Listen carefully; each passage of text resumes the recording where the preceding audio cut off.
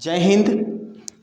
आज हम बात करेंगे नए टॉपिक की जो आप स्क्रीन पे देख रहे हैं। क्लास 12th की बायोलॉजी और चैप्टर तो आप देख ही रहे हैं। तो चलते हैं, आज बात करते हैं डीएनए खंड का पृथक्करण एवं विलगन। मैं आपको बता चुका था कि प्रतिबंधन एंजाइम क्या होता है, प्रतिबंधन एंडोन्यूक्लियस क्या होता है।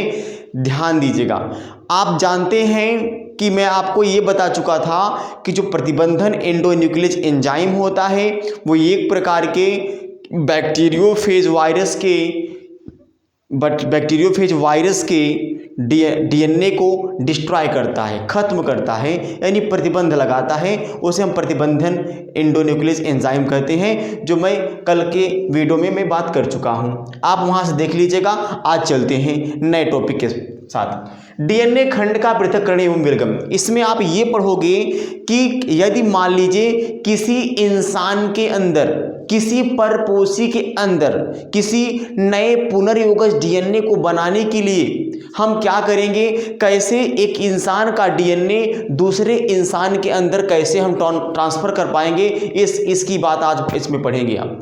मतलब इसमें आप ये पढ़ रहे हैं डीएनए खंड का पृथक्करण। पहली बात तो आप ये करेंगे कि किसी के अंदर से डीएनए खंड का पृथक्करण कैसे करेंगे, और दूसरी बात उसको विलगन कैसे करेंगे। कैसे, यानी पृथक्करण करने के लिए आपको विलगन तो करना पड़ेगा ना। तो वही क्या है, separation and isolation of DNA fragment. यानी डीएनए जो फ्रेगमेंट होते हैं उसको कहां से कैसे ब्रेक करेंगे, उसके लिए स्पेसिफिक साइट होनी चाहिए, यानी एक स्थान होना चाहिए। तो चलिए ध्यान दीजिएगा, मैं आपको बता चुका था कि प्रतिबंधन एंडोन्यूक्लियस द्वारा डीएनए को काटने के परिणाम स्वरूप डीएनए का खंडन हो जाता है। जब प्रतिबंधन एंजाइम, जो प्रतिबंधन एंडोन्यूक्लियस होता है, वो डीएनए को कई टुकड़ों में विभक्त कर देता है, उसे काट देता है, ठीक है, उसको डिस्ट्रॉय कर देता है, छोटे छोटे टिनी पार्ट में उसे वो बांट देता है, काट देता है। जब इतना हो जाता है तो इस खंड को एक तकनीक द्वारा अलग कर सकते हैं, इस खंड को एक तकनीक द्वारा अलग कर सकते हैं। उस तकनीक का नाम है जेल विद्युत का संचलन। ध्यान दीजिएगा, इसका नाम है जेल विद्युत का संचलन, जिसे हम क्या बोलते हैं, इलेक्ट्रोफोरेसिस कहते हैं। ठीक, इसे हम क्या बोलते हैं, इलेक्ट्रोफोरेसिस कहते हैं, इलेक्ट्रोफोरेसिस। अब जरा आप अच्छे समझिए ये होता क्या है। दोस्तों, ये होता ये है कि एक प्रकार की मशीन होती है, इस प्रकार से प्रेगनेंसी किट चेक करने वाली मशीन होती है, इस प्रकार से मशीन होती है, ठीक है। तो यहाँ पर प्लस होता है, यहाँ पे माइनस होता है, यानी इस प्रकार से होता है, एक तरफ प्लस होता है और एक तरफ माइनस होता है। तो अब ध्यान दीजिएगा, तो अब यहाँ नाम है जेल विद्युत का संचलन। मतलब कि एक आपको मैं बताया था कि संवाहक से काटने के लिए बहुत सारे एंजाइम होते हैं, उसमें मैं आप एक एंजाइम का मैं बात बताया था, उसका नाम क्या है, एगारोज। क्या नाम है उसका दोस्तों, एगारोज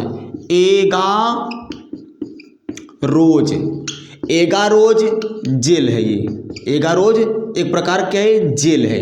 जेल का मतलब ये होता है एकदम, मतलब कि स्लरी होता है। स्लरी का मतलब क्या होता है, एकदम न ज़्यादा गाढ़ा होता है और न ज़्यादा पानी जैसा होता है, वो जो मीडियम में होता है उसको हम स्लरी कहते हैं, ठीक है, स्लरी।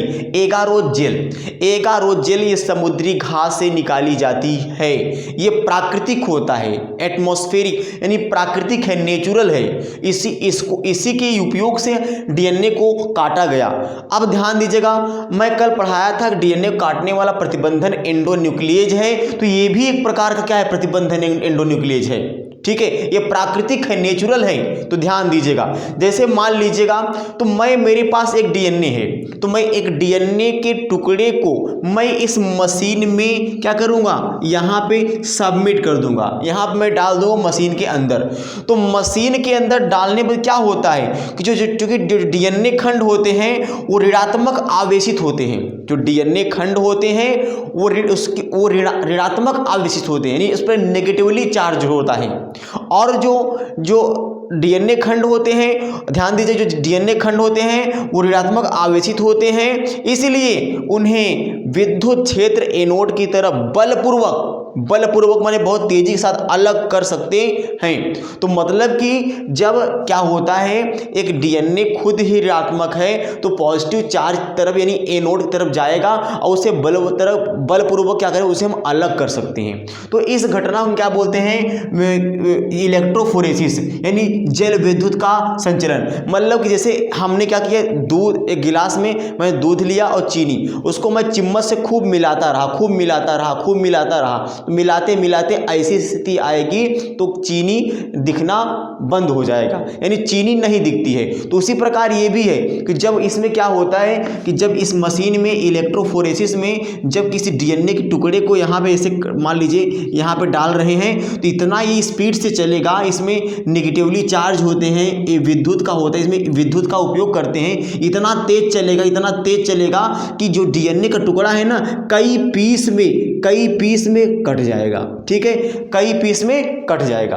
अब ध्यान दीजिएगा, अब ये कटा, कई पीस में कट गया तो ध्यान, आजकल बहुत ही, मैं आपको भी बताया एगारोथ जेल, तो एगारोथ जेल होता है, ठीक है, जो एगारोथ जेल होता है ये समुद्री घास से निकाला जाता है, ये प्राकृतिक है, नेचुरल। मैंने भी आपको बताया कि जो एगारोथ जेल होता है ये एक प्रकार के समुद्री घास, अब ध्यान दीजिएगा, समुद्री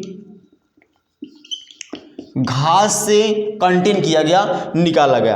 अब ये समुद्री घास से निकाला गया, अब ध्यान दीजिए, अब निकालने के बाद में क्या करते हैं, ये एक प्रकार का प्राकृतिक जो डीएनए खंडों को एगारोथ जेल के छलनी प्रभाव द्वारा इनके आकार के अनुसार अलग अलग करते हैं। मतलब कि इसी एगारोथ जेल को ये समुद्री घास से निकाला गया एगारोथ जेल क्या होता है, छलनी प्रभाव। छलनी प्रभाव मतलब क्या होता है, उसमें हम बार बार क्या करते हैं, उस डीएनए के ऊपर इसको अरेंजमेंट करते हैं, उसको हम बार बार उसको मिक्स करते हैं। ठीक है, तो एक छलनी प्रभाव के द्वारा, छलनी मतलब क्या होता है, जो विद्युत कण चल रहा होता है, तो उसी प्रकार क्या होता है कि उसमें जब मिक्स करते हैं एगारोथ जेल को तो एक छलनी प्रभाव होता है। छलनी प्रभाव के द्वारा डीएनए के कई टुकड़ों को काट देता है, यानी वो अभिरंजित कर देता है। ध्यान दीजिएगा, तो क्या होता है, अब जो डीएनए के खंड होते हैं क्या होते हैं, छलनी प्रभाव के द्वारा उनके आकार के अनुसार अलग करते हैं ताकि कोई आकार इनका छोटा बड़ा न हो। जो एगारोथ जेल होता है इनका जो आकार को छोटा बड़ा न हो पाए, एकदम मीडियम से काट देता है।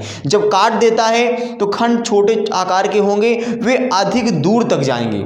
ठीक है, अगर छोटे आकार का होगा तो काफ़ी दूर तक मूवमेंट करेगा। तो इतनी बात आप समझ पाए।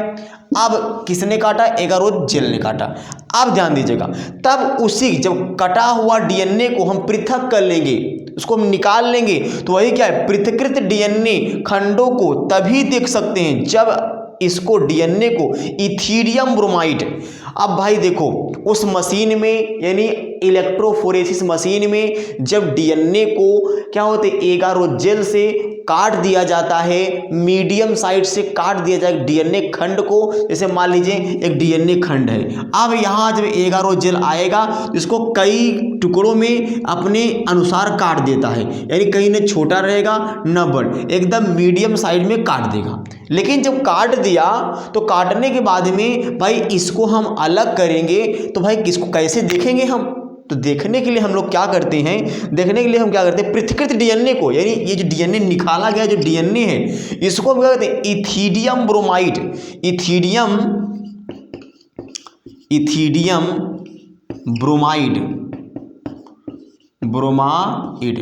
इथीरियम ब्रोमाइड नामक यौगिक से अभिरंजित कर पराबैंगनी किरण से हम क्या करते हैं, आवृत करते हैं।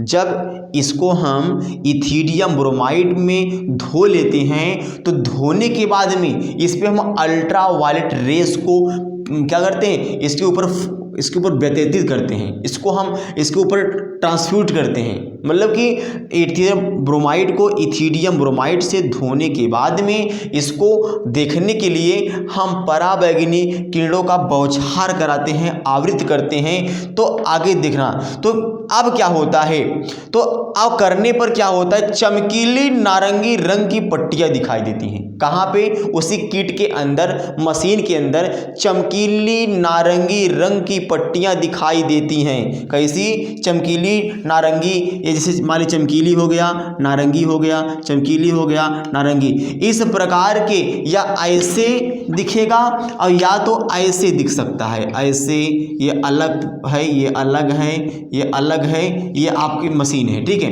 तो इस प्रकार से अलग अलग चमकीली नारंगी रंग की पट्टियाँ दिखाई देती हैं। इतनी बात आप समझ पाए ना। जो इन पट्टियों को एगारो जेल से काट कर निकालते हैं, फिर क्या करते हैं, इन पट्टियों को एगारो जेल से काट कर निकालेंगे और निकालने के बाद में क्या करते हैं, और जेल के टुकड़ों को निष्कर्षित कर लेते हैं। इस प्रक्रिया को हम क्या बोलते हैं, इल्यूशन कहते हैं। क्या कहते हैं, इल्यूशन। इल्यूशन का मतलब क्या होता है, कि डीएनए खंड को जब एगारो जेल्स के प्रभाव से काटते हैं तो इसी घटना को क्या बोलते हैं, छालन कहते हैं, इल्यूशन कहते हैं। तो अब ध्यान दीजिएगा, अब क्या होता है, इतनी बात हो गई। इतनी बात होने के बाद में जब वो नया डीएनए इथीरियम ब्रोमाइड से धोने के बाद में जब नया डीएनए निकलता है तो उसी नया डीएनए को हम क्या करते हैं, किसी क्लोनिंग संवाहक के अंदर ट्रांसफ्यूज कर देते हैं। यानी हमारे कहने का मतलब है, इस तरह से शुद्ध किए गए डीएनए को क्लोनिंग संवाहक से जोड़कर पुनर्योगक डीएनए निर्माण में उपयोग किया जाता है। मतलब किसी के अंदर क्या करते हैं, उस डीएनए को किसी के अंदर हम ऐड कर देते हैं। क्लोनिंग का मतलब क्या होता है, किसी दूसरे के अंदर संवाहक करना, यानी किसी के दूसरे के अंदर उसको डालकर नए डीएनए का फॉर्मेशन करना, उसी को क्या बोलते हैं, रिकम्बिनेंट डीएनए बोलते हैं, ठीक है। तो अब ध्यान दीजिएगा, अब एक डीएनए से नए डीएनए का निर्माण क्या क्लोनिंग के द्वारा हुआ। तो दोस्तों आप समझ पाए इस वीडियो में कि कैसे एक डीएनए को कैसे पृथक कर किया गया, कैसे निकाला गया, इस प्रकार से कि उसके प्रभाव क्या हैं, कैसे किस जेल से निकाला, किस जेल से उसको अभिरंजित किया गया, काटा गया, उसका नाम क्या है, एगारो जेल। ये प्राकृतिक है। जो आपको मैं बैक्टीरियोफेज वाला बताया था, उसमें क्या था, वो खुद उसी के अंदर था। यानी जो इकोलाई बैक्टीरिया होता है उसी के अंदर स्वयं क्या था, प्रतिबंधन एंडोन्यूक्लियस था। तो वही प्रतिबंधन एंडोन्यूक्लियस का उपयोग यहाँ किया गया, ठीक है। तो लेकिन यहाँ पे एक नेचुरल लिया गया एगारो जेल, ठीक है, उसको धोने के लिए, डीएनए टुकड़े धोने के लिए, तभी तो दिखता नहीं। तो दोस्तों नमस्कार।